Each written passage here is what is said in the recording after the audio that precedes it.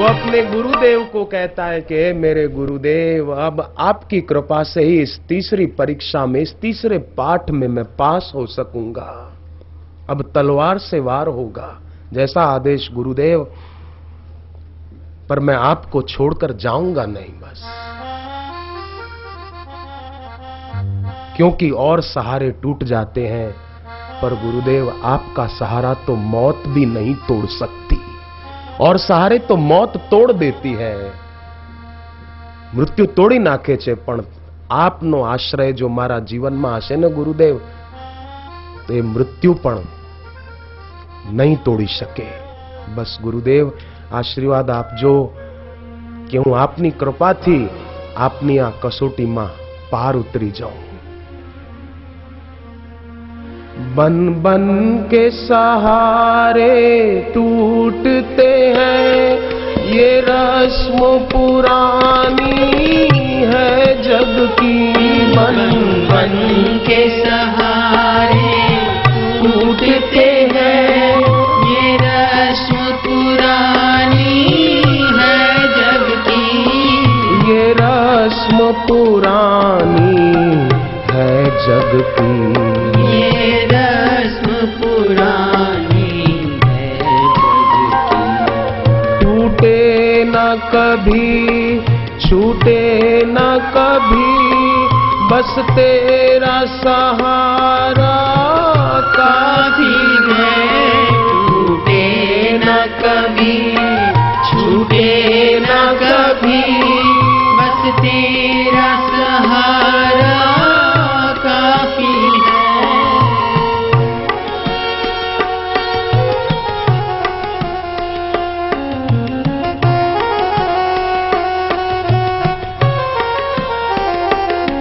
नजरों को धोखा देते हैं ये झूठे नजारे दुनिया के। नजरों को धोखा देते हैं ये झूठे नजारे दुनिया के। ये झूठे नजारे दुनिया के। ये झूठे नजारे दुनिया के।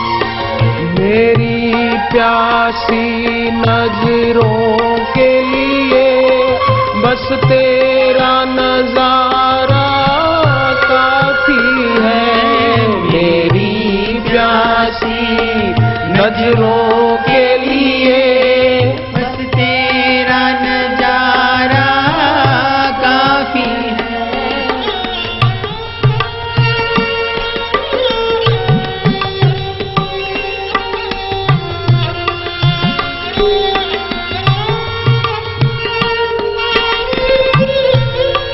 वो अपने गुरु के चरणों में गिर पड़ा कि गुरुदेव, मुझे एक आपका ही सहारा है और उसी के द्वारा मैं इस कठिन कसौटी में पास हो जाऊंगा। गुरुदेव मैं आश्वस्त हूं, मैं विश्वस्त हूं। बोलते बोलते वो शिष्य रो पड़ा, आंख में आंसू आ गए। तलवार का ख्याल उसकी नींद तोड़ देता था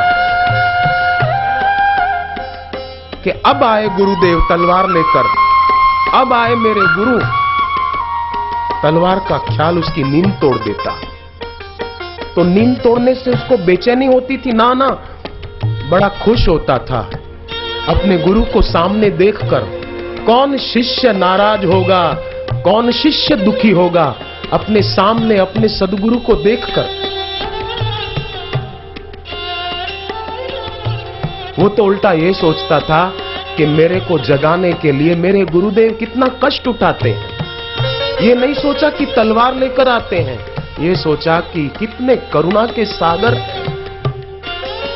समुद्र का पानी, दरियानु पानी तो खारू होए, पर इनमें तो खाराश नहीं। कितना प्यार है, ये मेरे को जगाने के लिए कितना कष्ट उठाते हैं।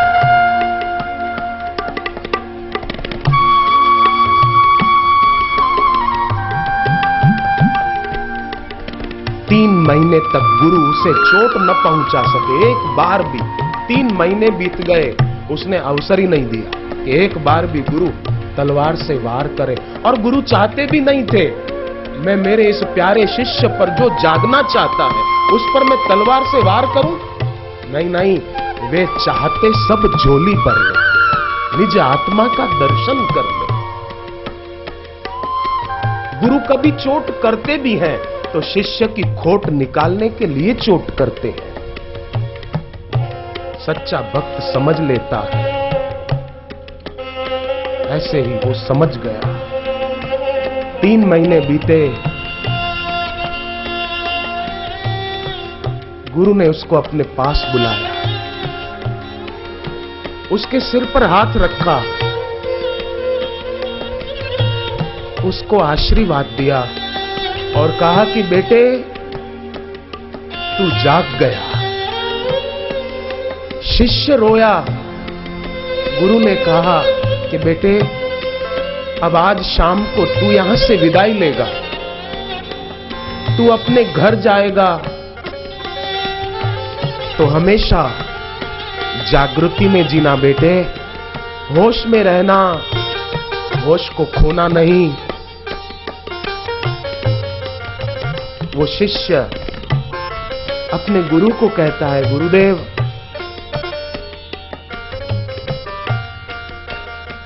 आपकी याद मेरे दिल में सदा रहे, ऐसा आशीर्वाद दो। मैं जा रहा हूं पर आपकी याद मेरे दिल से न जाए कभी भी। आप मेरे दिल से मत जाना गुरुवर।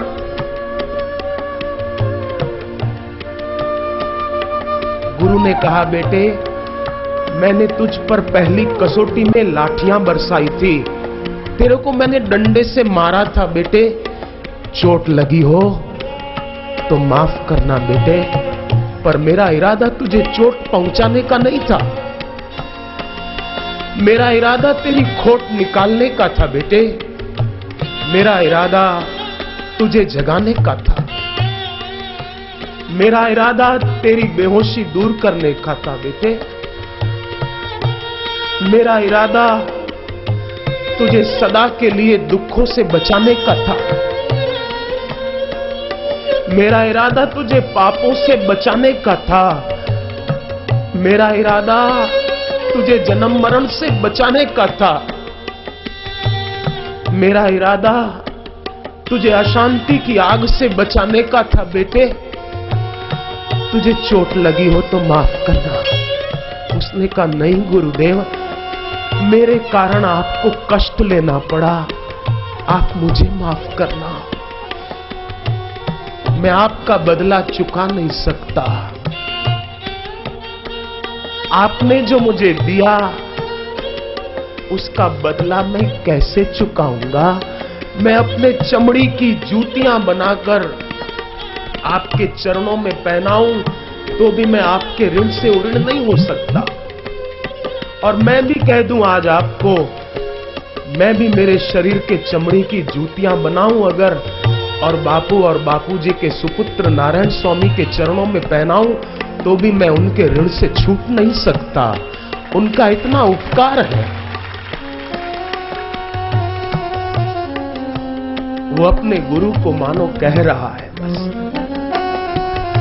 पपीहे को है मतलब ही क्या इन नदियों और तालाबों से, पपीहे को है मतलब ही क्या इन नदियों और तालाबों से, इन नदियों और तालाबों से, इन नदियों और तालाबों से, बादल से बरसे स्वाति की बस एक ही धारा काफी है, बादल से बरसे स्वाति की बस एक ही धारा काफी है। वो शिष्य ज्ञात ज्ञातव्य हो गया, कृत कृत्य हो गया, प्राप्त प्राप्तव्य हो गया।